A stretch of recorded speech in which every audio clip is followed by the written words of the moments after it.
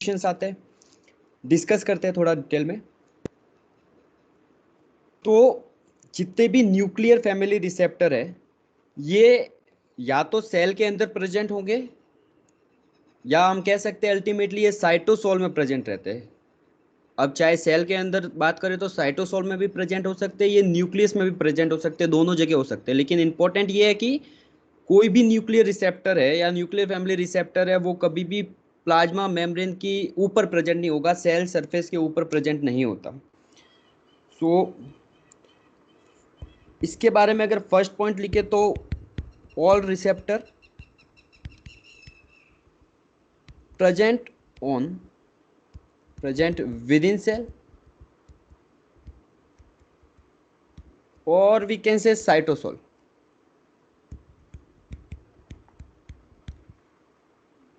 Cytosol में ये भी हो सकता है कि वो न्यूक्लियस में हो, मे बी इन न्यूक्लियस।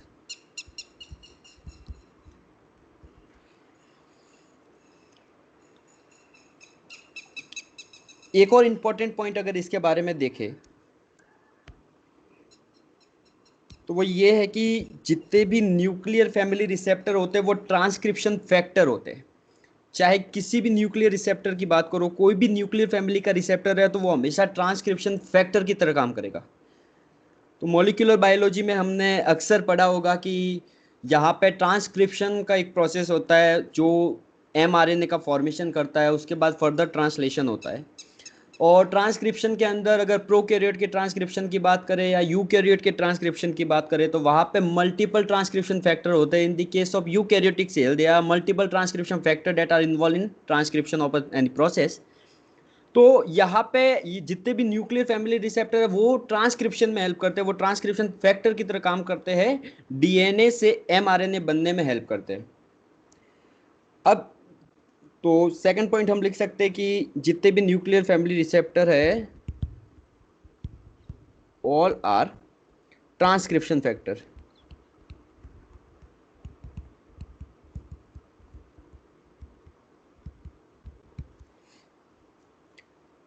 अब चाहे किसी भी न्यूक्लियर फैमिली रिसेप्टर की बात करें तो उनके पास दो चीजें होती है, एक तो डीएनए बाइंडिंग डोमेन होता है, एक लाइगैंड बाइंडिंग डोमेन होता है। अब क्या होता है, जनरली कोई भी ट्रांसक्रिप्शन फैक्टर होगा, आप मॉलिक्यूलर बायोलॉजी में इसे डिटेल से पढ़ेंगे तो उस ट्रांसक्रिप्शन फैक्टर के पास दो चीज़ें होनी जरूरी है। एक तो डीएनए बाइंडिंग डोमेन जरूरी है और उस डोमेन के थ्रू वो डीएनए से बाइंड करेगा, और एक लाइगैंड बाइंडिंग डोमेन होना चाहिए और उस डोमेन से लाइगैंड इंटरेक्शन करेगा।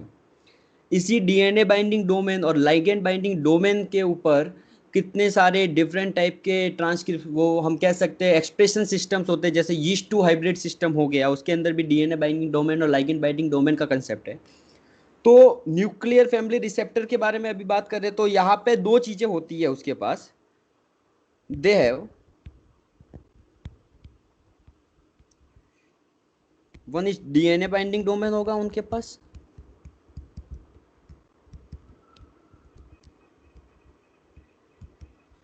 एंड सेकेंड इज उसके पास लाइगैंड बाइंडिंग डोमेन होगा।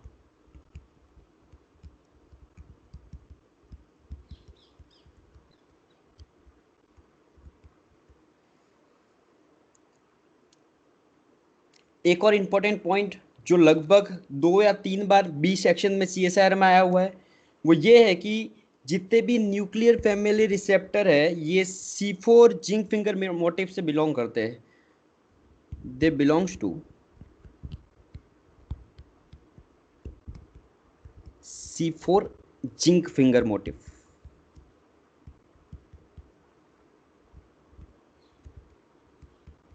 आगे आप पढ़ेंगे या टॉपिक में पढ़ेंगे, कई सारी चीज़ें होती है, डिफरेंट टाइप के मोटिव्स होते हैं डीएनए के अंदर।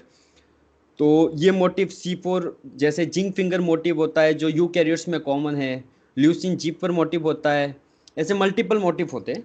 तो ये बिलोंग करते हैं C4 जिंक फिंगर मोटिव से। अब इसका मतलब क्या है, देखो इनका जो स्ट्रक्चर होगा उसके अंदर 4 सिस्टीन होंगे और एक जिंक होगा। सपोज ये जिंक है और इसके साथ 4 सिस्टीन जुड़े हुए होंगे।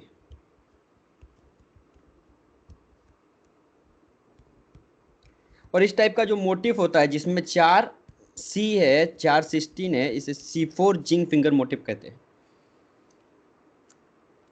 अब जितने भी न्यूक्लियर रिसेप्टर है उनमें ये चीज कॉमन है, C4 zinc finger motif.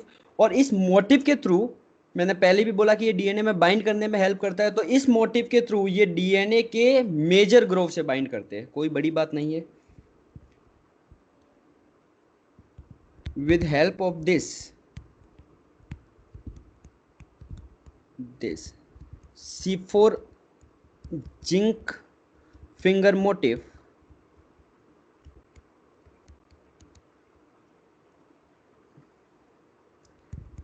They binds with, they मतलब जितने भी न्यूक्लियर रिसेप्टर है, they binds with major groove of DNA.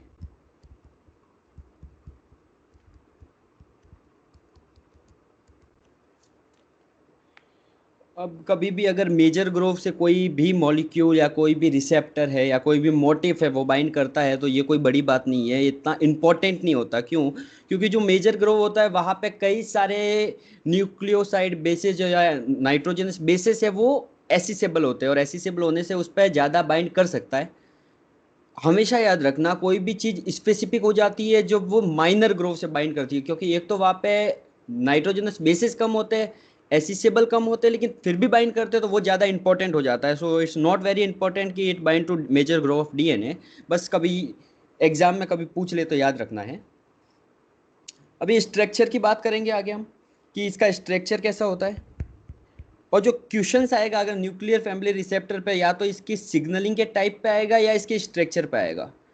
कई बार सी सेक्शन में इसके स्ट्रक्चर से डायरेक्ट क्वेश्चन आते हैं, वो आपको मल्टीपल स्टेटमेंट देंगे और पूछेंगे कि इनमें से कौन सा ट्रू है फॉल्स है। सो बात करते हैं स्ट्रक्चर की। Structure of nuclear receptor.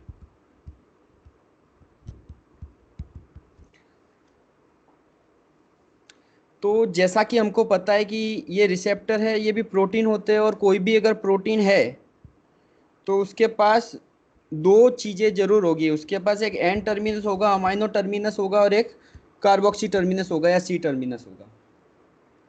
अब यहाँ पे न्यूक्लियर फैमिली रिसेप्टर में अलग अलग पार्टीशन होते हैं। इसका इस रीजन को कहते हैं ए बी रीजन।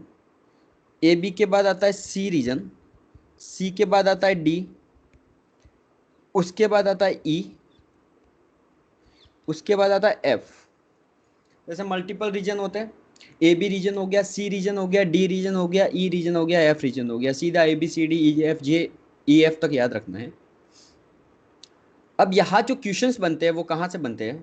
पहला, अगर ए बी रीजन की बात करें हम, तो ये एक वेरिएबल रीजन है।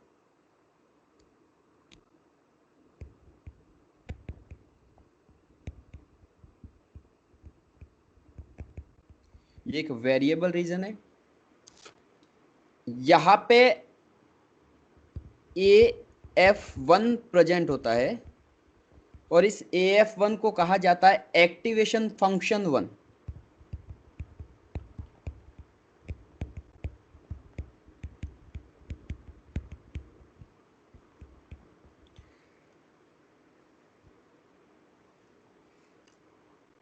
ठीक है, और इस AF1 की एक्टिवेशन फंक्शन 1 की जो एक्टिविटी है वो लाइगेंड पे डिपेंड नहीं करती। ये भी इंपॉर्टेंट पॉइंट है, कई बार पूछा है, यहाँ से सीधा ही आपको याद रखना है, इसमें कुछ भी समझने वाला है नहीं।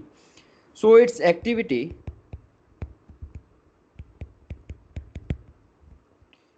Is independent of ligand.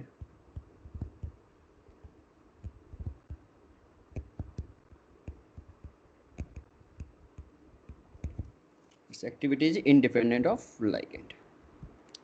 AF1 या ए बी रीजन के बारे में हमको सिर्फ इतनी सी बातें याद रखनी है। बात करते हैं अगले की, यानी कि सी बॉक्स की। अब सी बॉक्स के अंदर यहाँ पे दो और चीजें पाई जाती है। यहाँ पे एक पी बॉक्स पाया जाता है, यहाँ पे एक डी बॉक्स पाया जाता है।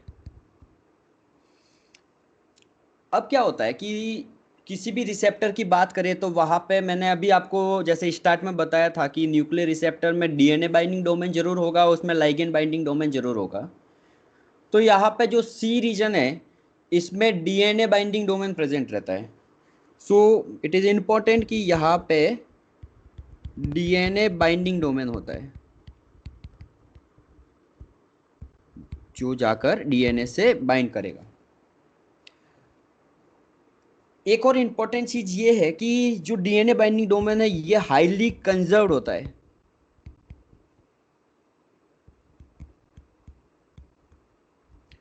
कंजर्व्ड का मतलब तो आपको पता होगा कि ऐसी कोई सीक्वेंस जो चेंज नहीं होती, हमेशा इक्वल रहती है, सेम रहती है, उसे कंजर्व्ड सीक्वेंस कहते हैं।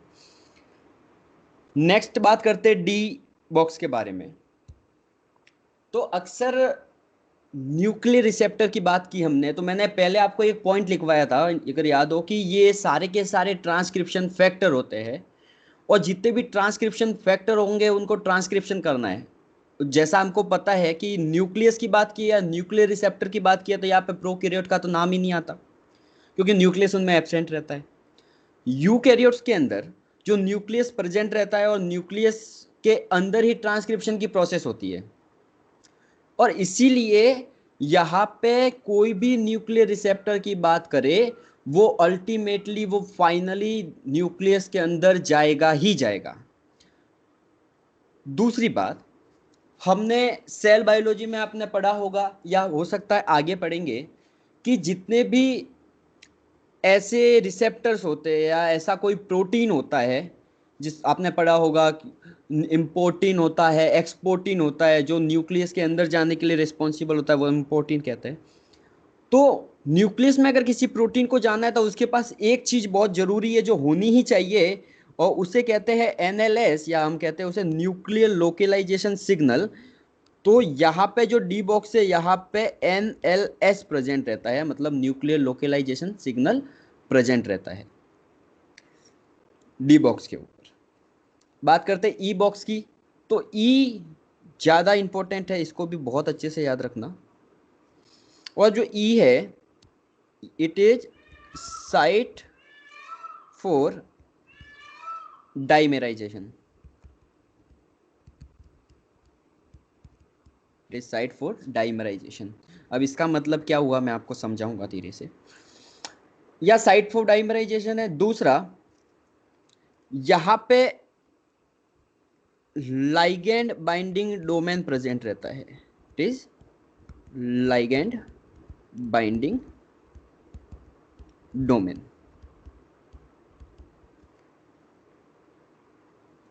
तो यहाँ पे लाइगेंड बाइंडिंग डोमेन होगा। इसके अलावा जो ये रीजन है यहाँ पे AF2 भी प्रेजेंट होता है। जैसा AF1 था एक्टिवेशन फंक्शन 1, वैसे AF2 प्रेजेंट रहता है एक्टिवेशन फंक्शन 2। डिफरेंस जो है वो ये है कि क्योंकि AF1 AB बॉक्स में था और वहां पे कोई भी लाइगेंड नहीं था, जबकि जो AF2 है वो ई बॉक्स के अंदर है और ई बॉक्स के अंदर ही लाइगेंड बाइंडिंग डोमेन भी है, और इसी वजह से जो AF2 है हम ऐसा कहते हैं कि ये लाइगेंड डिपेंडेंट होता है, इट इज लाइगेंड डिपेंडेंट। क्योंकि यहाँ पे लाइगेंड बाइंडिंग साइट भी है इसलिए यहाँ पे लाइगेंड डिपेंडेंट है, जब भी लाइगेंड आएगा तभी AF2 का एक्टिवेशन होता है। इसके अलावा इसी ई बॉक्स के अंदर को रिप्रेसर भी होता है और यहीं पे को एक्टिवेटर भी होता है। क्या होता है को रिप्रेसर, क्या होता है को एक्टिवेटर, हम सब चीजों को समझेंगे। तो ये नॉर्मल इसका स्ट्रक्चर था। उसके बाद एफ रीजन है, ये भी वेरिएबल रहता है, इसके बारे में कोई इतना इंपॉर्टेंट नहीं पूछेंगे। जो मेन इंपॉर्टेंट है वो सी बॉक्स हो गया, ई बॉक्स हो गया, डी बॉक्स हो गया, ये थोड़ा याद रखना, इनमें से क्वेश्चंस आते हैं।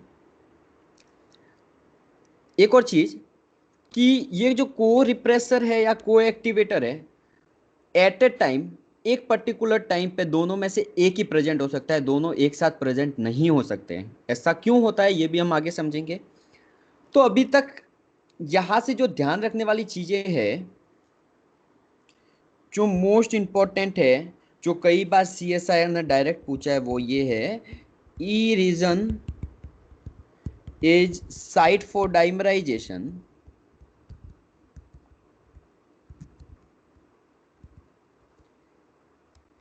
along with सी साइट और सी रीजन। इसका मतलब क्या होता है कि जहां पे जो ये ए बी वाला रीजन है, तो अब क्या होगा कि जब डाइमराइजेशन होगा तो ये पूरा ऐसे घूम जाएगा, ये आपस में एक सर्कुलर फॉर्म में आ जाएगा। और जब ये सर्कुलर फॉर्म में आएगा, तो जब ये सी रीजन है ये और ये ई रीजन है ये एक दूसरे के सामने आते हैं और ये दोनों ही डाइमराइजेशन में हेल्प करते हैं, इस पर्टिकुलर प्रोटीन को एक सिंगल फॉर्म में लेने में हेल्प करते हैं या डाइमराइजेशन में हेल्प करते हैं। इसलिए इन दोनों को कहा जाता है कि ई और सी दोनों के दोनों डाइमराइजेशन में इन्वॉल्व है। बहुत इंपॉर्टेंट है, बहुत अच्छे से याद रखना ये चीज। तो अब थोड़ा देखते हैं इनके बारे में कि कैसे इनकी सिग्नलिंग होती है। मोस्ट इंपॉर्टेंटली स्ट्रक्चर से क्वेश्चन आएगा, तो ये 5 पॉइंट के ऊपर से आएगा। अब बात करते हैं इसकी टाइप्स के बारे में। तो जितने भी न्यूक्लियर रिसेप्टर्स है वो दो टाइप में डिवाइड किए जाते हैं।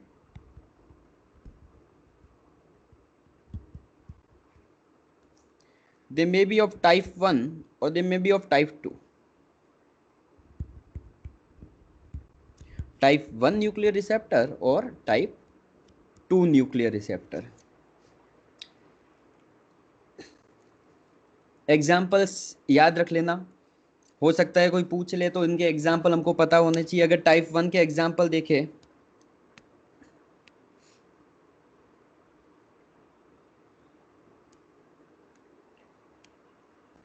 तो वो टेस्टोस्टेरोन हो सकता है,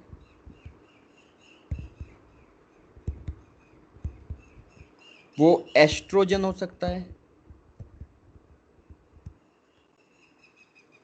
वो प्रोजेस्टेरोन हो सकता है,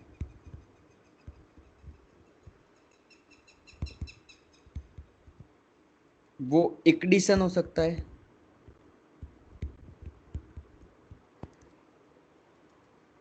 वो ग्लूकोकॉर्टिकॉइड हो सकता है,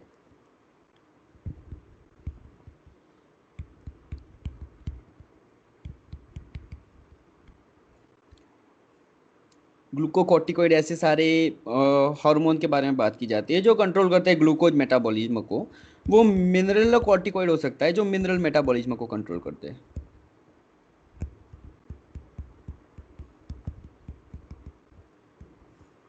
आपको सिर्फ एग्जाम्पल याद रखने हैं, इसके बारे में डिटेल याद नहीं रखनी है। अगर हम टाइप 2 की बात करें तो टाइप 2 के अंदर हम एग्जाम्पल दे सकते हैं रेटिनोइक एसिड का,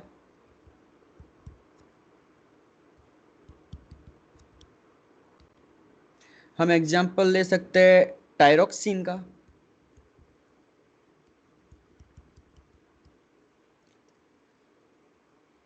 हम एग्जाम्पल ले सकते हैं 125 डाई हाइड्रोक्सी कोल कैल्सीफेरोल।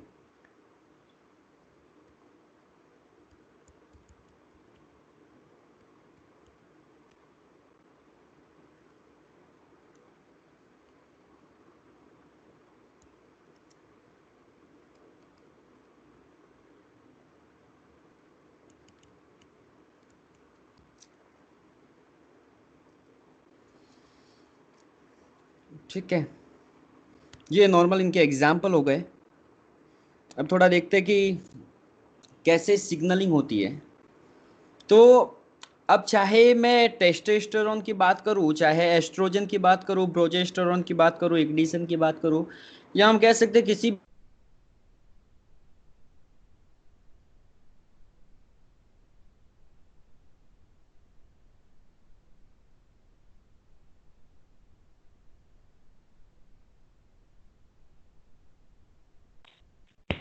सर आपकी आवाज नहीं आ रही है।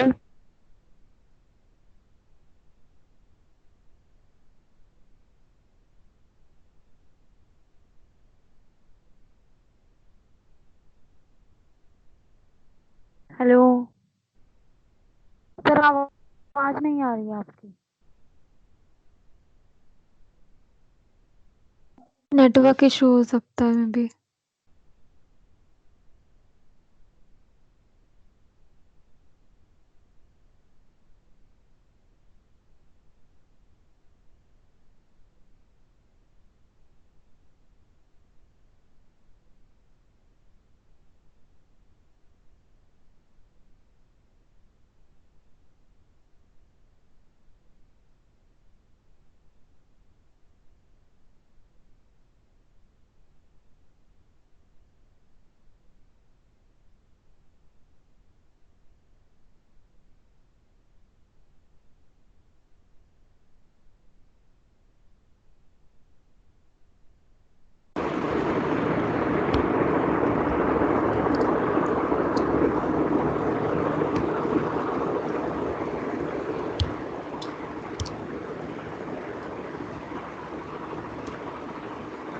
आवाज आ रही है सबको? हाँ सर, आ रही है। सॉरी। आ रही है। Okay okay okay, got it. तो हम टाइप 1 न्यूक्लियर रिसेप्टर और टाइप 2 के बारे में बात कर रहे थे। यहाँ तक आपको आ गया था आवाज? कोई प्रॉब्लम तो नहीं हुई? ओके, सो हम हाँ बात सर, कर रहे ठीक थे। था। ठीक है, तो टाइप 1 के बारे में हम बात कर रहे थे, और टाइप 1 के बारे में हम बात कर रहे थे तो देखा था कि जब हार्मोन प्रेजेंट नहीं होता है टाइप 1 के अंदर, तो क्या होता है कि ये हार्मोन की एब्सेंस में ऐसे जो रिसेप्टर होते हैं वो सेल के साइटोसोल में प्रेजेंट होते हैं। और साइटोसोल के अंदर HSP90 होता है, ऐसे हीट शॉक प्रोटीन होते हैं, 70 होता है, 65 होता है, 60 होता है। तो ऐसा ही HSP90 होता है, HSP100 होता है, जो स्पेसिफिक है माइटोकॉन्ड्रिया में, सेल में पढ़ा होगा आपने। तो जो HSP90 है, ये बाइंड करता है ऐसे रिसेप्टर के साथ, टाइप 1 रिसेप्टर के साथ, इन the absence of hormone. So ultimately in the absence of hormone, such receptor present in cytosol and HSP90 bind with it and inhibit their action। और जब भी हार्मोन आएगा तो होगा क्या कि जैसे ही हार्मोन आता है तो ये HSP90 से डिसोसिएट हो जाते हैं, और डिसोसिएट होने के बाद आगे अभी लिखवाया कि ये होमोडाइमर बनाते हैं। तो ऐसे डिसोसिएशन होने के बाद ऐसे ऐसे दो रिसेप्टर आपस में मिलते हैं, होमोडाइमर बनाते हैं। और जब होमोडाइमर बनाते हैं, जब डाइमराइजेशन होता है, तो अल्टीमेटली इनका जो न्यूक्लियर लोकलाइजेशन सिग्नल है वो एक्सपोज हो जाता है। और न्यूक्लियर लोकलाइजेशन सिग्नल एक्सपोज होने से ये क्या करेंगे, न्यूक्लियस में जाएंगे और डिफरेंट टाइप का जीन का एक्सप्रेशन करेंगे। लिख लेते हैं इसको आपके सुविधा के लिए। So in the absence of hormone,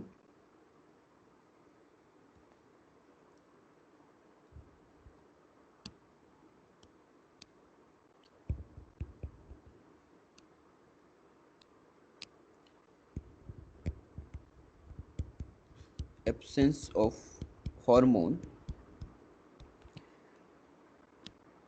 क्या होता है? Receptor present in cytosol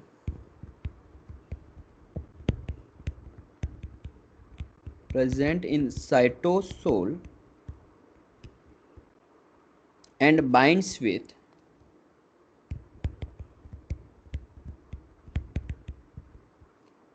HSP90, that is heat shock protein 90। HSP90 के साथ बाइंड करते हैं and act as inhibitor,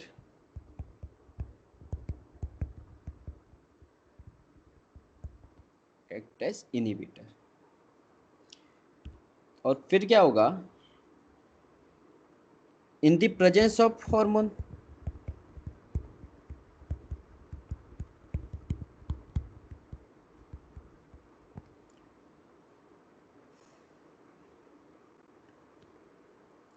it dissociate dissociate from HSP90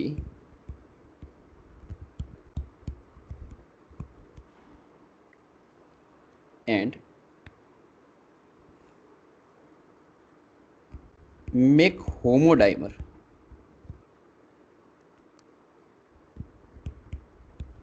होमोडाइमर।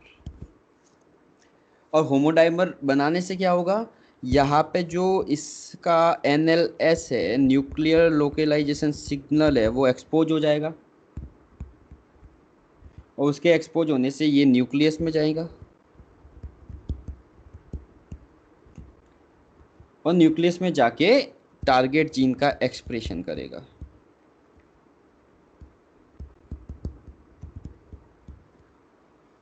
Expression of target jeans कैसे होता है समझेंगे, हम एग्जाम्पल लेके समझेंगे। अब बात करें अगर टाइप 2 के बारे में, कि टाइप 2 में क्या होता है और इसमें सिग्नलिंग कैसे होती है।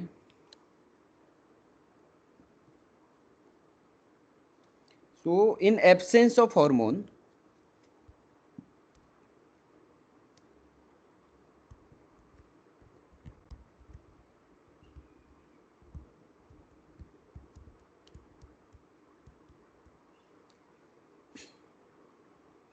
receptor bound with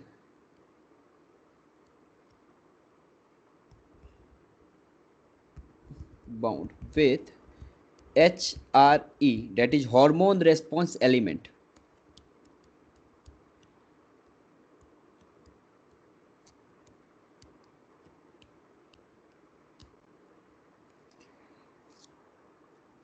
और यहाँ पे हार्मोन रिस्पॉन्स एलिमेंट के साथ बाइंड करके वो एक्ट करते हैं रिप्रेसर की तरह,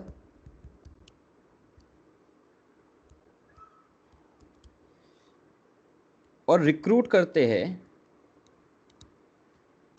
को रिप्रेसर को।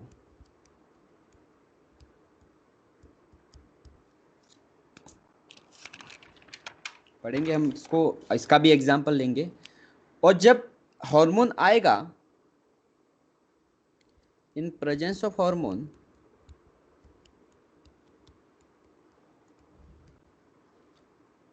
ये एक्ट करेंगे, दे एक्ट एज एक्टिवेटर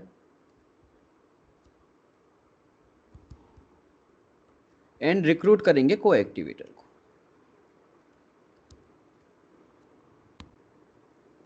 को। एक्टिवेटर। तो अगर डिफरेंस देखें हम यहाँ पे देखो, तो जितने भी टाइप 1 वाले न्यूक्लियर रिसेप्टर है वो क्या करते हैं, जब हार्मोन एब्सेंट होता है तो याद रखना वो साइटोसोल में प्रेजेंट होगा, वो HSP90 प्रोटीन के साथ बाइंड होगा और इनिबिटर की तरह काम करेगा। और जैसे ही हार्मोन आता है, हार्मोन आने से ये HSP90 से डिसोसिएट हो जाएगा, अलग हो जाएगा, उसके बाद होमोडाइमर बनाएगा, और होमोडाइमर बनाने के बाद इसका NLS है वो एक्सपोज हो जाता है, इसका न्यूक्लियर लोकेलाइजेशन सिग्नल है वो एक्सपोज हो जाता है, और इसके एक्सपोज होने के कारण अब वो न्यूक्लियस में जा सकता है और न्यूक्लियस में जाके टारगेट जीन का एक्सप्रेशन करेगा। But in the case of type 2, जब हार्मोन प्रेजेंट हो या हार्मोन एब्सेंट हो, ये जो रिसेप्टर ये हमेशा न्यूक्लियस में ही रहता है, और न्यूक्लियस के अंदर जो हार्मोन रिस्पॉन्स एलिमेंट है वहां पे प्रेजेंट रहता है। कोई भी ऐसा डीएनए का सीक्वेंस, एलिमेंट का मतलब भी डीएनए सीक्वेंस या डीएनए की पर्टिकुलर सीक्वेंस के बारे में बात हो रही है, ऐसा ही है।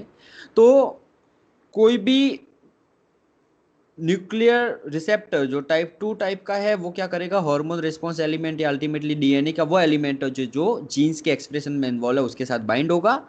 वहां पे जब हार्मोन नहीं है तो ऑब्वियसली एक्सप्रेशन नहीं आना चाहिए, और एक्सप्रेशन नहीं आने के लिए ये रिप्रेसर की तरह काम करेगा और को रिप्रेसर को रिक्रूट करेगा।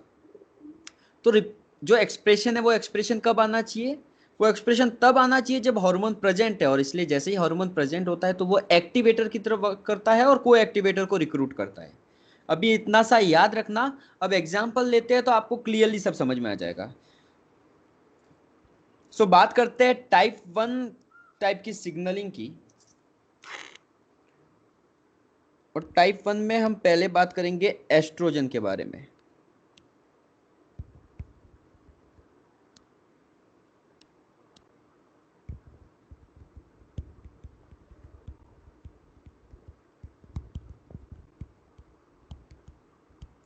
एस्ट्रोजन की सिग्नलिंग कैसे होती है, तो देखो, चाहे मैंने आपको पहले भी बोला कि मैं चाहे एस्ट्रोजन की बात करूं या दूसरे किसी भी हार्मोन की बात करूं जो टाइप 1 न्यूक्लियर रिसेप्टर से बिलोंग करते हैं, सभी सभी के सभी एक ही टाइप की सिग्नलिंग शो करेंगे।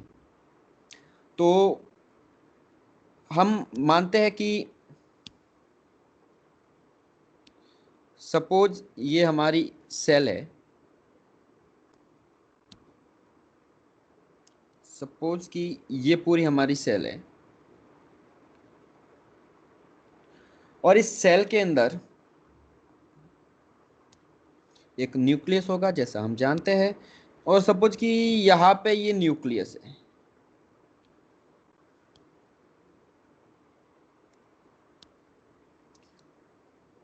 तो पहले क्या होगा, इन एब्सेंस ऑफ हार्मोन क्या होगा, इन एब्सेंस ऑफ हार्मोन, तो जैसा कि हमने बताया कि जब टाइप 1 है तो हार्मोन जब नहीं होगा, हार्मोन एब्सेंट होगा, तो उस कंडीशन में क्या होगा, ये जो रिसेप्टर है ये क्या करेंगे, साइटोसोल में प्रेजेंट रहेंगे,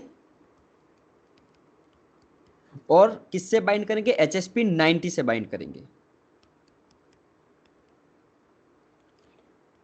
ठीक है, तो अभी हार्मोन हमारे पास है नहीं, और हार्मोन नहीं है तो इस कंडीशन में क्या होगा कि जितने भी ये रिसेप्टर्स है, चलो इसको इस कलर से ड्रॉ कर देते हैं, ये जितने भी रिसेप्टर्स है, माना कि ये रिसेप्टर्स है, ये रिसेप्टर्स अब बाइंड करके रहेंगे HSP90 से। सपोज कि ये HSP90 हो गया और ये HSP90 के साथ बाइंड है।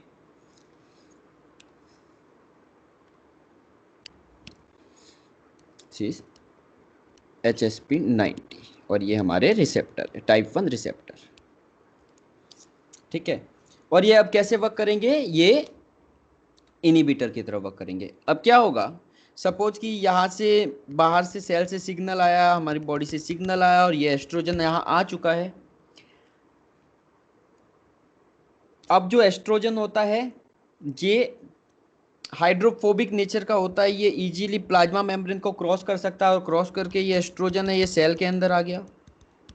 अब जैसे ही एस्ट्रोजन सेल के अंदर आया तो अब क्या होगा, so it is the first step, जहां पे इन द एब्सेंस ऑफ हार्मोन था, यहाँ पे क्या आ गया, हार्मोन आ गया। और हार्मोन आने से जो सेकंड कंडीशन हुई है वो हो गई कि अब यहाँ पे इसका डिसोसिएशन होगा। अब ये डिसोसिएट हो जाएगा इस HSP90 से, और HSP90 से डिसोसिएट होने के बाद सपोज कि हम इसको ड्रॉ करते कि अब ये हमारे पास खाली रिसेप्टर्स बचे हैं, HSP90 नहीं है। और ये होने के बाद अब जैसा कि आपको बताया था कि क्या होगा, यहाँ पे डाइमराइजेशन होगा। तो अब यहाँ पे क्या हो रहा है, डाइमराइजेशन होगा। यहाँ पे हम कह सकते हैं यहाँ पे होमोडाइमर बनेगा, क्योंकि एक ही टाइप के रिसेप्टर से बन रहा है, इसलिए इसे होमोडाइमर कहेंगे। अब यहाँ पे होमोडाइमर का फॉर्मेशन हो जाएगा।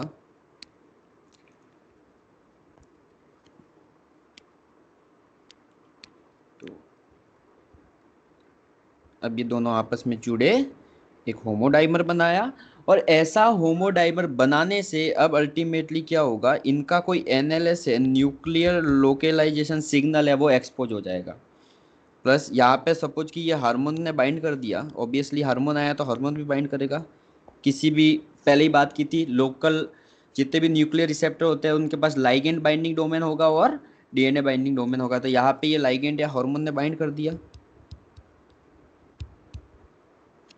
यहाँ पे ये हार्मोन ने बाइंड कर दिया।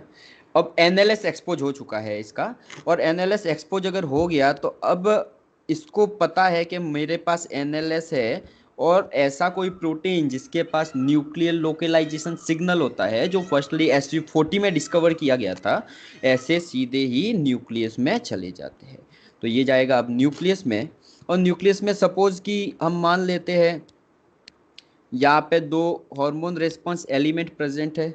सपोज ये A प्रेजेंट है, सपोज ये B प्रेजेंट है। दिस आर HRE यानी hormones response element.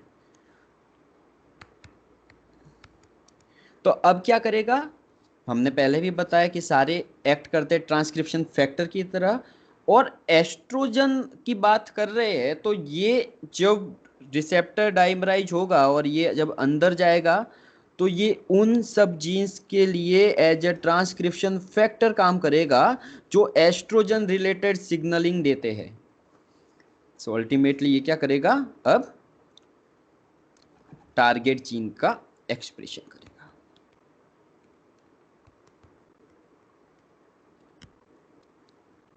Target gene expression, और मोर अप्रोप्रिएटली अगर हम बोले तो ये हो गया एस्ट्रोजन के रिलेटेड जीन्स का एक्सप्रेशन कर लेगा। So it is about type 1 signalling. फिर से समझ लेते हैं, in the absence of hormone, receptor है वो साइटोसोल में रहेगा, वो HSP90 के साथ बाइंड करेगा, एक्ट करेगा इनहिबिटर की तरह। जब भी कभी हार्मोन आएगा, हार्मोन के आने से ये इस HSP90 से डिसोसिएट हो जाएंगे, दो आपस में रिसेप्टर मिलके होमोडाइमर बनाएंगे, और इस होमोडाइमर के बनने के बाद वहां पे NLS का एक्सपोजर होगा, और NLS जैसे ही एक्सपोज होगा ये न्यूक्लियस में जाके टारगेट जीन का एक्सप्रेशन करेंगे। ये टाइप वन सिग्नलिंग है, और यहां एक्सप्रेशन करके यहां पे ये एक्टिवेटर की तरह वर्क कर सकते हैं।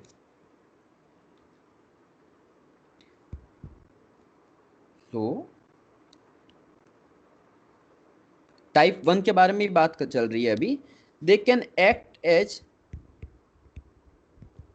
दे एक्ट एज एक्टिवेटर, और एक्टिवेटर की तरह वर्क करके ये क्या करेंगे, ये को एक्टिवेटर को रिक्रूट कर सकते हैं। ये भी टाइप टू तो करता ही है, ये भी कर सकता है। ये रिक्रूट करेगा को एक्टिवेटर को,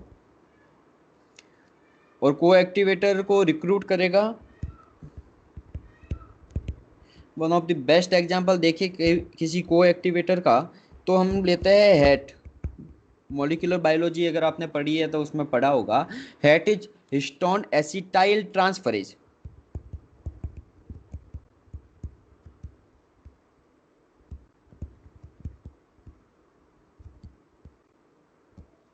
हिस्टोन एसिटाइल ट्रांसफरेज। तो अब हैट क्या होता है, आपको थोड़ा बहुत जनरल आइडिया दे देता हूँ ताकि कोई प्रॉब्लम नहीं हो रिलेट करने में। कि हम जब मॉलिक्यूलर माइक्रोबायोलॉजी पढ़ते हैं, वहाँ पे हम डीएनए पढ़ते हैं, तो ऐसा पता है कि हमारा ह्यूमन डीएनए वो 2 मीटर लंबा होता है, और इतना लंबा डीएनए 10⁻⁻10 एंगस्ट्रम की सेल्स के अंदर कैसे अरेंज होता है, वो होता है क्योंकि वहाँ पे सिस्टमेटिक अरेंजमेंट होता है। दूसरा होता है डीएनए की दो फॉर्म होती है एक्चुअल में, एक तो यूक्रोमेटिन होती है जो ट्रांसक्रिप्शनली एक्टिव फॉर्म कहलाती है, एक हेटेरोक्रोमेटिन होती है जो ट्रांसक्रिप्शनली इनएक्टिव फॉर्म कहलाती है। अब क्या होता है कि डीएनए में एसिटाइलेशन होता है। एसिटाइलेशन का अल्टीमेटली मतलब है कि एसिटाइल ग्रुप लगा दिया जाता है, और एसिटाइल ग्रुप के लगने के कारण डीएनए और ज़्यादा नेगेटिव चार्ज हो जाता है, जिसके कारण वो पॉजिटिवली चार्ज हिस्टोन से और ज़्यादा अच्छे से बाइंड कर सके। अब अगर डीएनए बहुत कॉम्पैक्ट है, वो हिस्टोन से बहुत अच्छे से बाइंड है, तो ऐसी कंडीशन में ट्रांसक्रिप्शन में प्रॉब्लम आती है, क्योंकि डीएनए अच्छे से पूरा एसिसेबल नहीं होता। और इसी वजह से क्या होता है कि जब ट्रांसक्रिप्शन होता है किसी चीज का, तो उस वक्त ये हिस्टोन एसिटाइल ट्रांसफरेज काम करता है, और ये हिस्टोन एसिटाइल ट्रांसफरेज क्या करता है, अल्टीमेटली एसिटाइलेशन कर लेता है और यू क्रोमेटिन का फॉर्मेशन करता है। ये बहुत डिटेल है, इसको हम पढ़ेंगे मॉलिक्यूलर बायोलॉजी में, या आप मॉलिक्यूलर बायोलॉजी में इसे डिटेल से पढ़ेंगे। तो अल्टीमेटली आप ये मानो कि यहाँ पे यू क्रोमेटिन का फॉर्मेशन हो जाता है, और ये जो यू क्रोमेटिन है ये ट्रांसक्रिप्शनली एक्टिव होता है।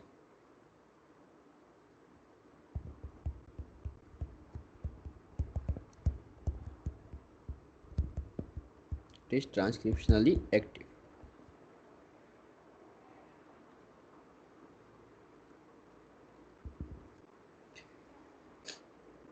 दूसरा, ये मीडिएटर की तरह काम कर सकता है। मीडिएटर की तरह काम करके तीन काम कर रहा है, ये रिक्रूट कर सकता है को एक्टिवेटर को, ये मीडिएटर की तरह काम कर सकता है,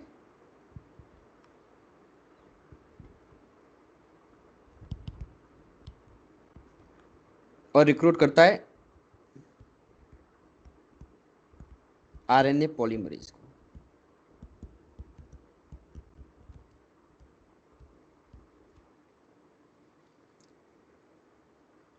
ठीक है, साथ में ये बेसल ट्रांसक्रिप्शन फैक्टर की तरह भी काम कर सकता है, जो आप आगे ट्रांसक्रिप्शन में पढ़ेंगे। बेसल ट्रांसक्रिप्शन फैक्टर सेकंड की तरह काम कर सकता है, ये इतने काम कर सकता है। सो टाइप वन सिग्नलिंग को अगर शॉर्ट में देखें तो in the absence of hormone receptor cytosol में रहेंगे, HSP90 के साथ बाइंड रहेंगे। Whenever hormone come, it dissociate from this HSP90 and then formation of homodimer occur, and this homodimer ultimately involved in expression of different genes which are related to that particular hormones। चाहे अगर oestrogen की बात करें तो oestrogen related jeans का expression करेगा।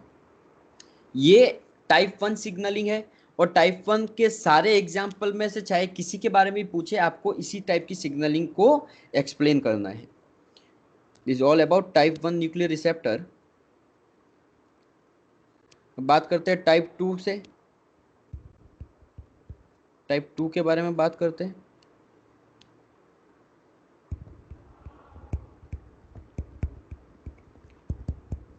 और type 2 में एग्जांपल देखते हैं हम टायरोक्सिन सिग्नलिंग का।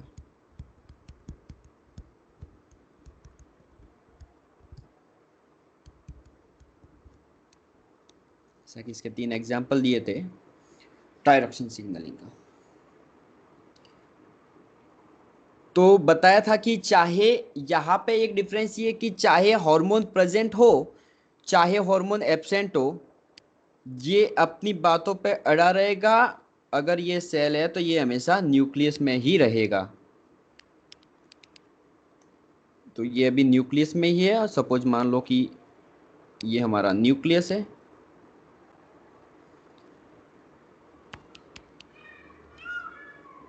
और ये सेल है।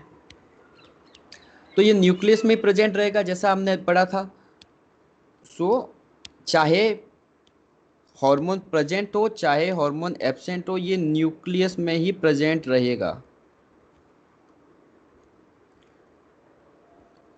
दूसरी इंपॉर्टेंट बात ये कि टाइप 1 है वो होमोडाइमर बनाता है, जबकि ये हेटेरोडाइमर बनाते हैं।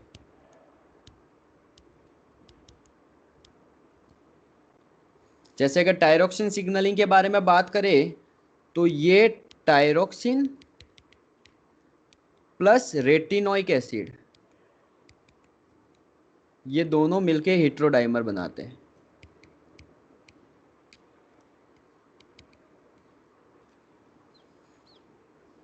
ठीक है।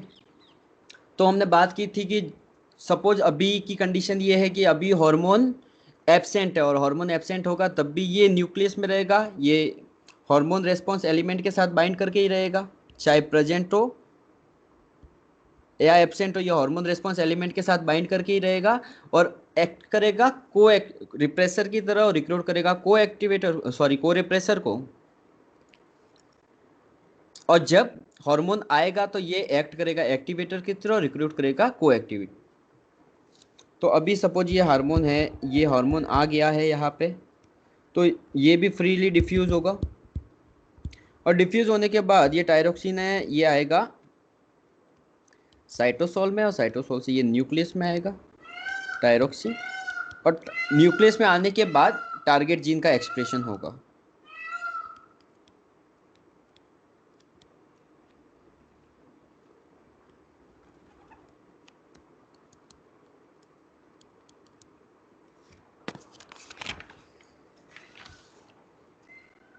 तो जैसा कि हमने आपको बताया कि इन एब्सेंस ऑफ हार्मोन, या we can say in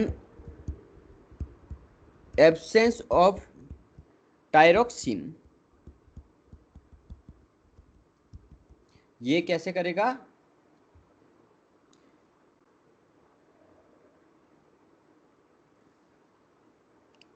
receptor alone bind with response element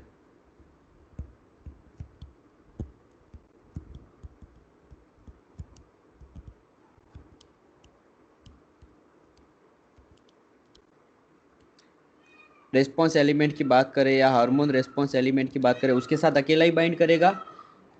और अब जब हार्मोन ही नहीं है तो हार्मोन रिलेटेड रिस्पॉन्स आना ही नहीं चाहिए, और इसी वजह से अब ये रिप्रेस करेगा, it repress expression of genes of target genes by recruiting को रिप्रेसर।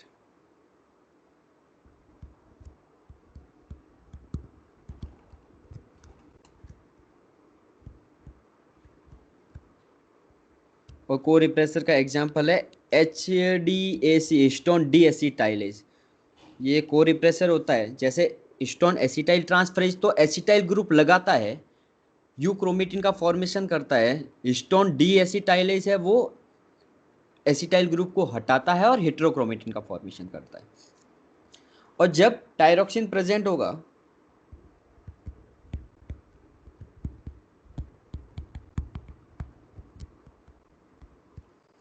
तो क्या होगा, रिसेप्टर लाइगेंड कॉम्प्लेक्स बनेगा,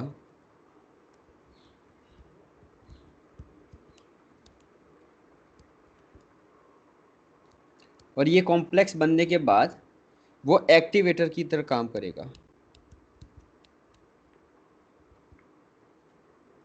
और रिक्रूट करेगा वैसे ही को एक्टिवेटर को।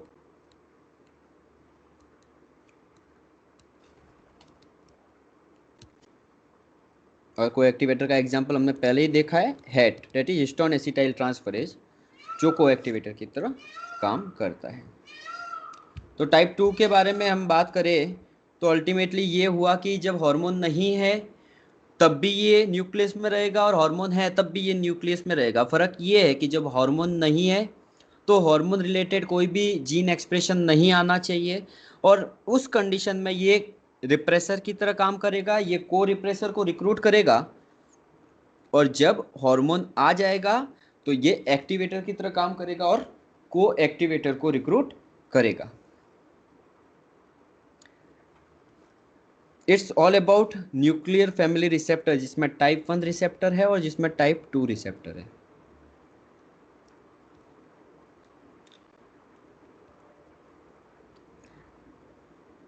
थोड़ा सा ब्रेक ले लो, पानी वगैरह पी लो, उसके बाद 20 मिनट का और टॉपिक है, 20-25 मिनट का।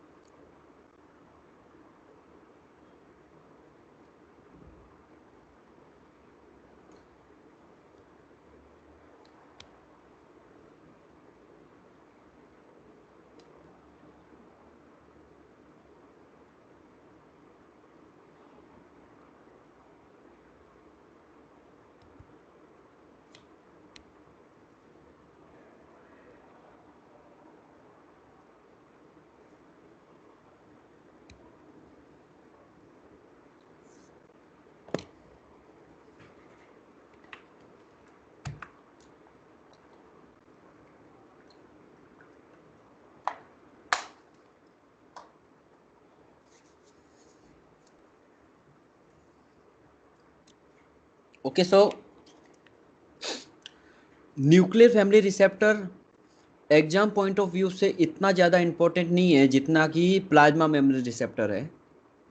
अब न्यूक्लियर फैमिली रिसेप्टर से अगर मोस्ट प्रोबेबली क्वेश्चन आता है तो इट्स 60% चांस कि वो उसके स्ट्रक्चर से रिलेटेड आए, और सिग्नलिंग से रिलेटेड आता है तो बहुत सिंपल है, टाइप 1 में क्या होता है, टाइप 2 में क्या होता है, इतना सा आपको याद रखना है। Now major important topic of this cell signalling, and it's about different type of plasma membrane receptor.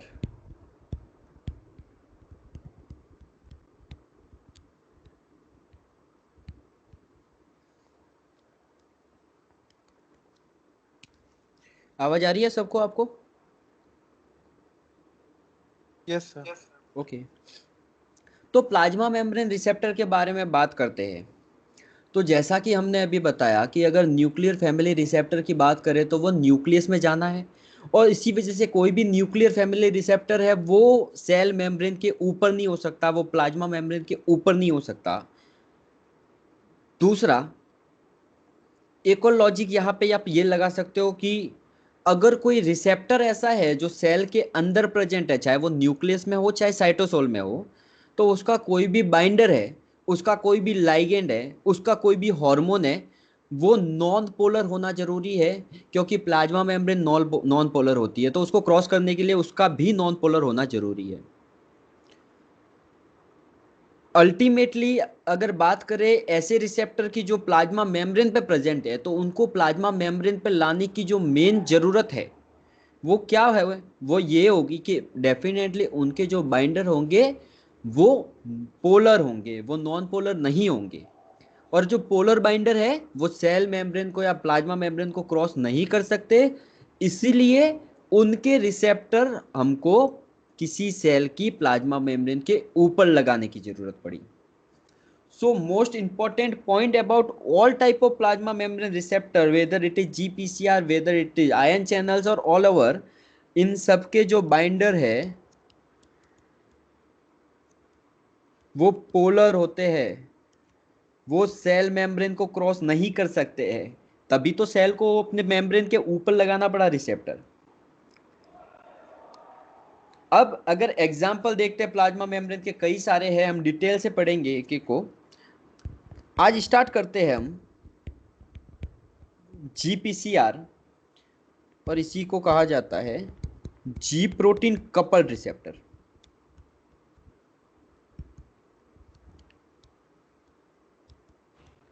नाम से ही पता चल रहा है कि ऐसा कोई रिसेप्टर है जो जी प्रोटीन के साथ कपल्ड होता है, जी प्रोटीन के साथ बाइंड करता है। अगर इनके बाइंडर देखें कि कौन कौन से है बाइंडर इसके बाइंड कर सकते हैं, तो बहुत सारे इसके बाइंडर्स है।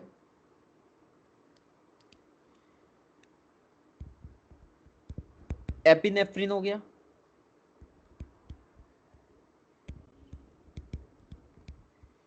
एलएच हो गया, ल्यूटिनाइजिंग हार्मोन हो गया, ओडोरेंट मॉलिक्यूल हो गया,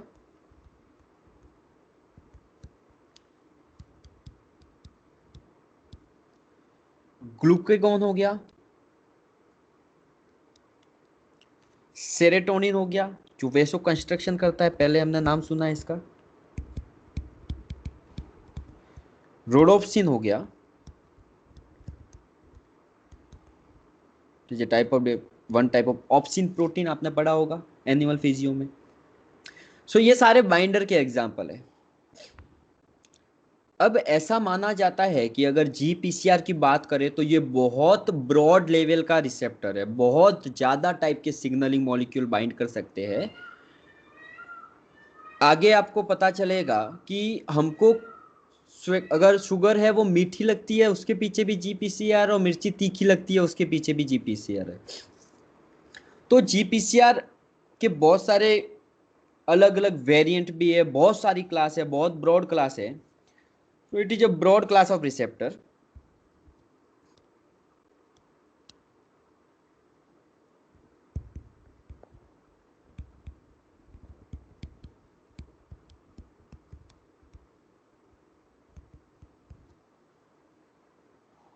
ठीक है, जीपीसीआर को ही हम सर्पेंटाइन रिसेप्टर भी कहते हैं। It is also called as serpentine receptor.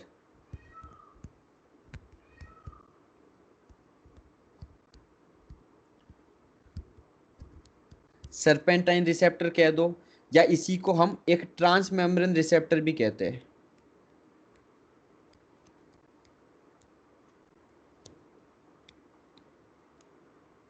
अब ट्रांस मेम्ब्रेन रिसेप्टर क्या होता है, या ट्रांस मेम्ब्रेन कोई भी प्रोटीन है वो क्या होता है, आपने सेल बायोलॉजी में पढ़ा होगा शायद अगर लेक्चर लिया है तो, कि ऐसा कोई भी प्रोटीन जो सेल मेम्ब्रेन को एटलीस्ट एक बार स्पेन करता है, ऐसे ऐसे प्रोटीन्स को ट्रांस मेम्ब्रेन प्रोटीन कहा जाता है। और ये जो जीपीसीआर है ये प्लाज्मा मेम्ब्रेन को 7 टाइम स्पेन करता है। It Spain plasma membrane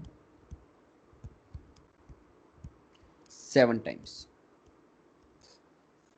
7 bar plasma membrane को स्पेन करता है। लेकिन इंपॉर्टेंट चीज ये है कि ये एक सिंगल सब यूनिट रिसेप्टर है।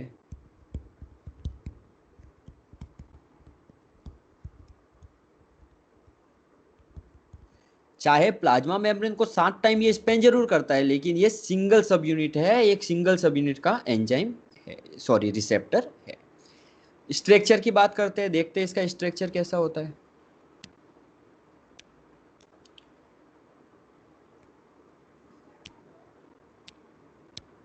तो सपोज कि यहाँ हम प्लाज्मा मेम्ब्रेन की बात कर रहे हैं, और ये बाई चांस प्लाज्मा मेम्ब्रेन है इसकी।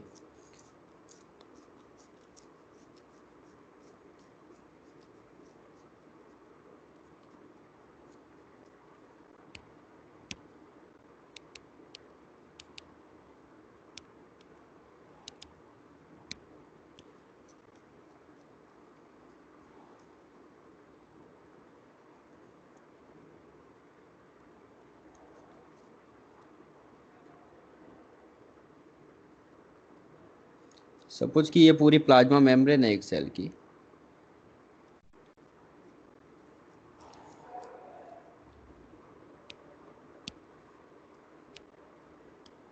सो इट इज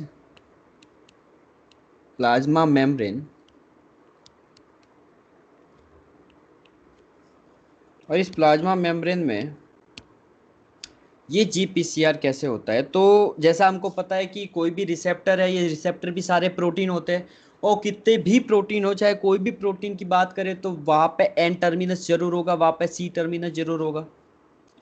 तो इसका एन टर्मिनस यहाँ से स्टार्ट होता है और ये मेम्ब्रेन को स्पेन करती है। तो ये फर्स्ट स्पेन हो गया, फिर रोटेट करेगी, ये सेकंड स्पेन हो गया, फिर रोटेट करेगी, थर्ड स्पेन हो गया, फिर rotate, fourth Spain.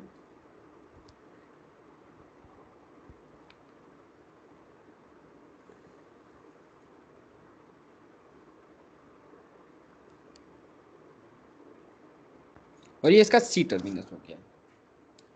So it is 1 2 3 4 5 6 and 7। तो 7 टाइम स्पेन करने वाली एक रिसेप्टर है। अब आप देख रहे होंगे कि जो मैंने इसका स्ट्रक्चर बनाया, इस स्ट्रक्चर के अंदर जो 5 नंबर का और 6 नंबर का लूप है वो कंपेरेटिवली बड़ा है बाकी लूप से। अब ऐसा क्यों है, इसका भी रीजन बताते हैं। अब क्या होता है कि ये जो जीपीसीआर है, इसका एन टर्मिनस हमेशा हमेशा बाहर की साइड ही एक्सपोज होगा। अब यहाँ पे हल्का सा ग्लाइकोसाइलेशन भी रहता है। ग्लाइकोसाइलेशन में मतलब शुगर जुड़ी रहती है इस पे, और ये ग्लाइकोसाइलेशन लॉ होता है, law glycosylation.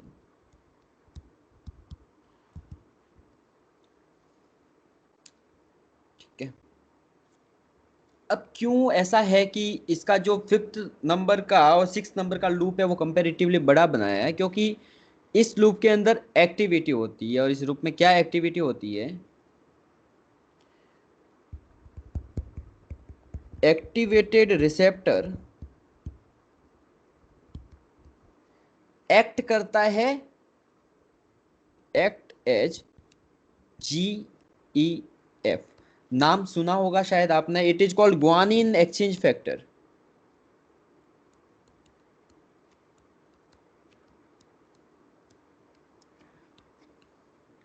Guanine exchange factor, और activated receptor guanine exchange factor की तरह काम करता है। और ये जो ग्वानिन एक्सचेंज फैक्टर है, ये अल्टीमेटली क्या करता है, GTP bound form, GDP bound form protein को जीटीपी में कन्वर्ट करता है।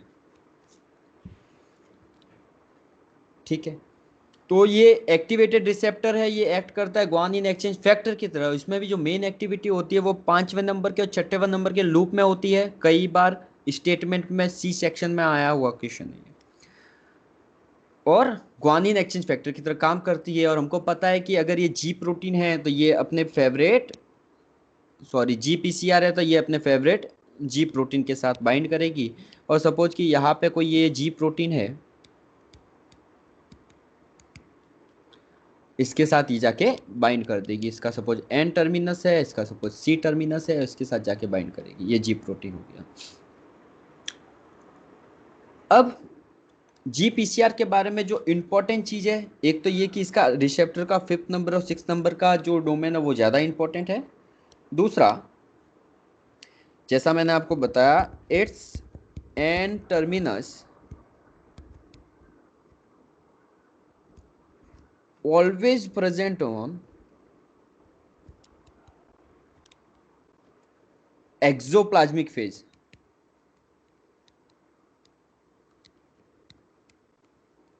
एक्सोप्लाज्मिक फेज तो आप समझते होंगे कि सपोज ये सेल है, ये सेल कंप्लीट अगर ऐसे घुमा के मैं इसको कंप्लीटली सेल बनाऊं, तो इस सेल का वो पोर्शन जहाँ की साइड साइटोसोल है उसे साइटोप्लाज्मिक फेज कहेंगे, और जो ऊपर वाला पोर्शन है वो एक्सोप्लाज्मिक फेज कहलाएगा। तो इसका जो एंड टर्मिनस है हमेशा एक्सोप्लाज्मिक फेज में ही रहता है। अब जी प्रोटीन के बारे में थोड़ा बहुत देखते हैं कि क्या होता है जी protein.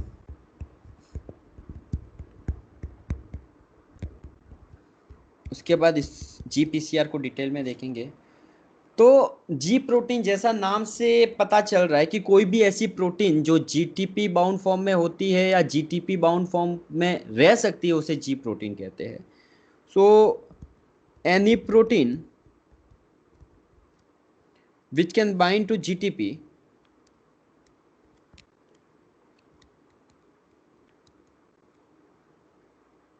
which can bind to GTP is called G protein. ऐसी कोई भी प्रोटीन जो GTP बाउंड फॉर्म में रह सकती है उसे G प्रोटीन कहते हैं। अब जो G प्रोटीन है, सपोज कि ये हमारी एक छोटी सी G प्रोटीन है और ये G प्रोटीन है, ये GTP बाउंड फॉर्म में है। तो होता क्या है कि ये जो प्रोटीन होते हैं सारे के सारे G प्रोटीन होते हैं, इनके अंदर एक टर्म यूज करूंगा मैं, इंट्रिंसिक GTPase एक्टिविटी होती है। इंट्रिंसिक GTPase एक्टिविटी का मतलब ये खुद ही अपने GTP का हाइड्रोलिसिस कर सकती है। सो इनके अंदर इंट्रिंसिक GTPase एक्टिविटी होती है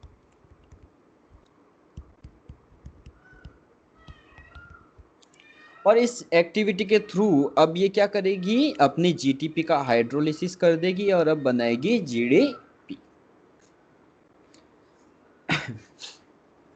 अब होता क्या है कि कोई भी प्रोटीन, G प्रोटीन की बात करें या कोई भी G प्रोटीन की बात करें, तो वो जब GTP बाउंड फॉर्म में होती है इसी को हम ऑन स्टेट भी कहते हैं, और GDP बाउंड फॉर्म में होती है उसे हम ऑफ स्टेट भी कहते हैं।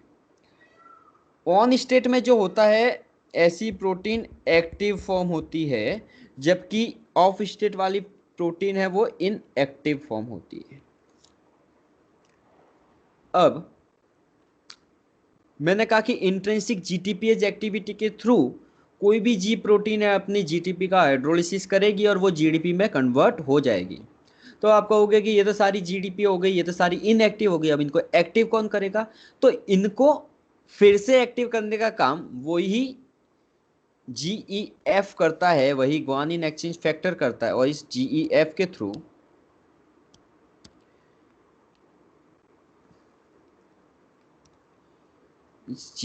के थ्रू अब क्या होगा कि ग्वानिन एक्सचेंज फैक्टर आया। इस ग्वानिन एक्सचेंज फैक्टर ने क्या किया, एक GTP का यूटिलाइजेशन किया, उसको GDP में कन्वर्ट कर दिया और उससे जो एक फॉस्फेट आया उसको फिर से इस पे लगा के इसको फिर से एक्टिव फॉर्म में कन्वर्ट कर दिया। तो अल्टीमेटली क्या हो रहा है, इंट्रिंसिक GTPase एक्टिविटी के कारण तो ये GTP है वो GDP में कन्वर्ट हो रही है, और ग्वानिन एक्सचेंज फैक्टर की मदद से फिर से ये जो GTP है जो इनएक्टिव फॉर्म है वो उसको फिर से एक्टिव फॉर्म में कन्वर्ट किया जा रहा है। क्योंकि इंट्रिंसिक एक्टिविटी के थ्रू ये GTP बाउंड फॉर्म वाली G प्रोटीन GDP में कन्वर्ट होती है और ग्वानिन एक्सचेंज फैक्टर के थ्रू फिर से एक्टिव फॉर्म में या GTP फॉर्म में कन्वर्ट होती है। अल्टीमेटली हम कह सकते हैं ये ऑन ऑफ होती रहती है, और ऑन ऑफ होती रहती है, इसीलिए इनका एक बहुत पॉपुलर नाम है, इनको मॉलिक्यूलर स्विच भी कहते हैं।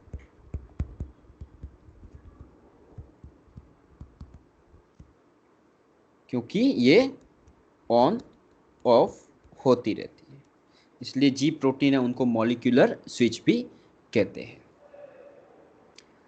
अब यहाँ पे एक और प्रोटीन का नाम आता है, आगे आप पढ़ेंगे इसलिए मैं अभी आपको यहीं पे क्लियर करता हूँ। इसे कहते हैं GAP। GAP इसकी फुल फॉर्म है GTPase एक्टिवेटिंग प्रोटीन।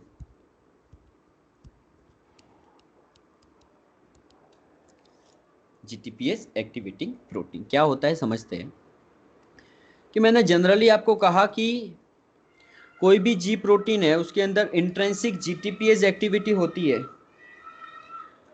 अब ये नॉर्मल कंडीशन में GTPase एक्टिविटी रहेगी, GTP है वो GDP में लगातार कन्वर्ट होती रहेगी। अगर इसके पास GTPase एक्टिवेटिंग प्रोटीन आ गया तो ये क्या करेगा, इसकी जो GTPase एक्टिविटी है उनको एनहेंस करने का काम करेगा, और ज़्यादा बढ़ाएगा तो अब क्या GTPase एक्टिविटी और ज़्यादा होगी। सो क्या करता है ये GTPase एक्टिवेटिंग प्रोटीन क्या करता है, it enhance GTPase activity. It enhances GTPase activity.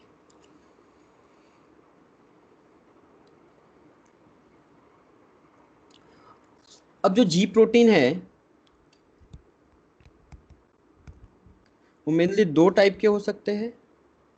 वो स्मॉल जी प्रोटीन हो सकता है, वो लार्ज जी प्रोटीन हो सकता है।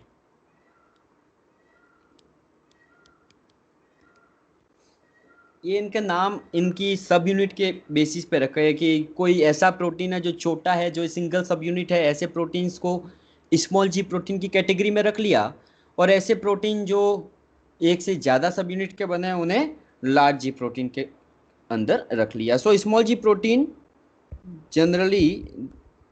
generally what always they are made up of single subunit.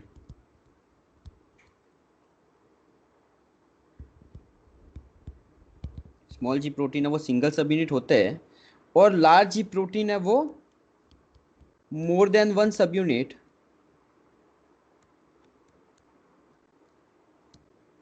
और बेसिकली ये हेटेरोट्राइमर होते हैं।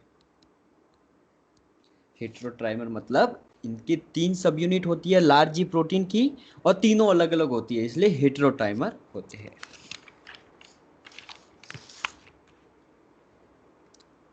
जो स्मॉल जी प्रोटीन है, ये इंपॉर्टेंट पॉइंट है, थोड़ा याद रखना, ये बिलोंग करते हैं रास सुपर फैमिली से। दे बिलोंग्स टू रास सुपर फैमिली। और रास सुपर फैमिली एक ऐसी फैमिली है, एक ऐसी प्रोटीन है जो आपने सेल बायोलॉजी में, मॉलिक्यूलर बायोलॉजी में कई जगह पढ़े होंगे। मैं आपको एग्जांपल रिलेट करवाऊंगा, आपको समझ में आ जाएगा। अगर इसका एग्जांपल देखें स्मॉल जी प्रोटीन का, तो हम इसके एग्जांपल में ले सकते हैं रैन प्रोटीन। ऐसी प्रोटीन का नाम आपने सेल बायोलॉजी के अंदर न्यूक्लियर लोकेलाइजेशन में पढ़ा होगा। न्यूक्लियर रैन होते हैं, और ये जनरली क्या करते हैं, न्यूक्लियर ट्रांसपोर्ट में हेल्प करते हैं। अगर नहीं पढ़ा होगा तो आप सेल बायोलॉजी में पढ़ेंगे, ये न्यूक्लियर ट्रांसपोर्ट में हेल्प करते हैं। आप एग्जाम्पल देख सकते हो रैब प्रोटीन का, और ये जो रैब प्रोटीन है वेसिकुलर फॉर्मेशन में फ्यूजन में हेल्प करते हैं। ये वेसिकुलर फ्यूजन में हेल्प करते हैं। आप एग्जाम्पल ले सकते हो ARF का।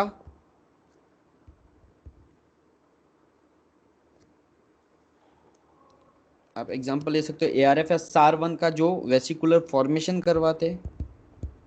ये आप, ये सारा सेल बायोलॉजी के अंदर पढ़ने वाले टर्म है, आप पढ़ लोगे, अगर पढ़े हैं तो बहुत अच्छा है।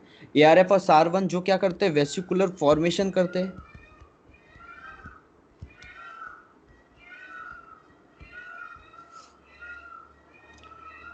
इसके एग्जाम्पल में आप रो ले सकते हो, या रैक ले सकते हो, या CDC42 ले सकते हो, और ये सारे के सारे एक्टिन पॉलीमराइजेशन डीपॉलीमराइजेशन में इन्वॉल्व होते हैं। एक्टिन एज ए साइटोस्केलेटन, और एक्टिन के पॉलीमराइजेशन में या डीपॉलीमराइजेशन में इन्वॉल्व होते हैं।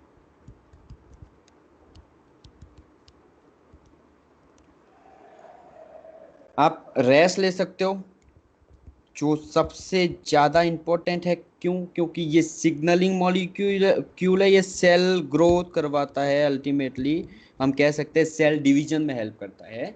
Cell different during cell cycle एक फेज से दूसरे फेज में जाने के लिए रेस इंपॉर्टेंट है, पढ़ेंगे आगे रिसेप्टर टायरोसिन काइनेस सिग्नलिंग में।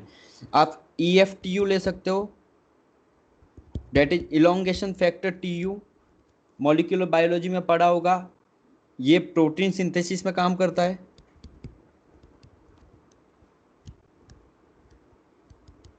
साइंटिफिकली बोलूँ तो ट्रांसलेशन में काम करता है ये। It is about type 1 sorry या स्मॉल जी प्रोटीन। अगर लार्ज जी प्रोटीन की बात करें तो हमने कहा कि ये हेटेरोट्राइमर है, और हेटेरोट्राइमर का मतलब हो गया इसके पास 3 सब यूनिट होगी, सपोज कि ये एक जी प्रोटीन है, तो इसके पास या 3 सब यूनिट होगी, यहाँ पे जी अल्फा होगी, एक गामा होगी, एक बीटा होगी। इसी सीक्वेंस में याद रखना, अल्फा होगी, गामा होगी और बीटा होगी। अभी सपोज मान लिया कि ये जीडीपी बाउंड फॉर्म में है, और हमको पता है कि जीडीपी बाउंड फॉर्म में ये कोई भी जी प्रोटीन है वो कैसा होगा, वो इनएक्टिव होगा, हम कह सकते हैं वो ऑफ होगा।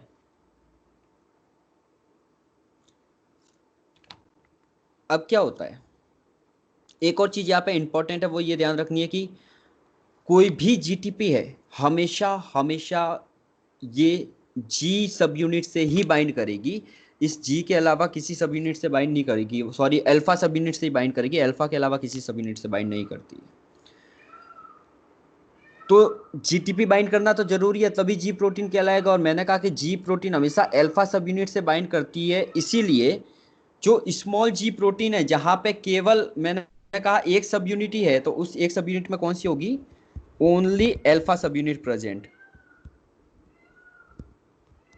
क्यों, क्योंकि जीटीपी का बाइंड करना जरूरी है, और जीटीपी सिर्फ अल्फा सब यूनिट से बाइंड करती है, तो यहाँ पे एक सब यूनिट है और वो एक सब यूनिट अल्फा सब यूनिट होगी, तभी तो जीटीपी जाके बाइंड करेगी। अब लार्ज जी प्रोटीन के बारे में बात कर रहे थे, तो यहाँ पे मैंने कहा 3 प्रोटीन होती है, हेटेरोट्राइमर होता है, अल्फा, गामा और बीटा। अब जब भी इस अल्फा सब यूनिट की बात करें, अल्फा सब यूनिट जब जीडीपी के साथ बाउंड होती है, तो इसकी एफिनिटी किसके लिए, गामा के लिए और बीटा के लिए बहुत ज्यादा होती है। When alpha subunit binds to GDP, तो हाई एफिनिटी होती है किसके लिए, फॉर बीटा एंड गामा।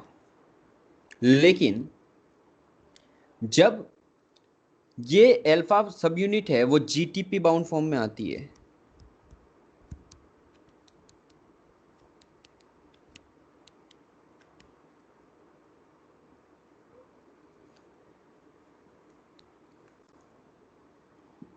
जब जीटीपी फॉर्म में आती है तो एफिनिटी है वो लो हो जाती है,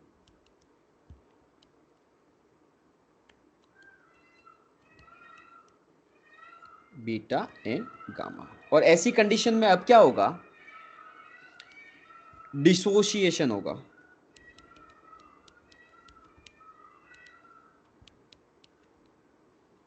गामा एंड बीटा का डिसोसिएशन हो जाएगा अल्फा से। आप ऐसा देख लो, ऐसा समझ सकते हैं कि अगर डायग्रामेटिकली देखें हम, तो ये सपोज अल्फा सब यूनिट है और ये अब जीटीपी बाउंड फॉर्म में है, और जीटीपी बाउंड फॉर्म में होगा तो अब इसकी जो एफिनिटी है वो गामा और बीटा के लिए कम हो गई, और गामा और बीटा के लिए कम हो गई, इसलिए गामा और बीटा अब अलग हो गए और ये अल्फा है वो अलग हो गए।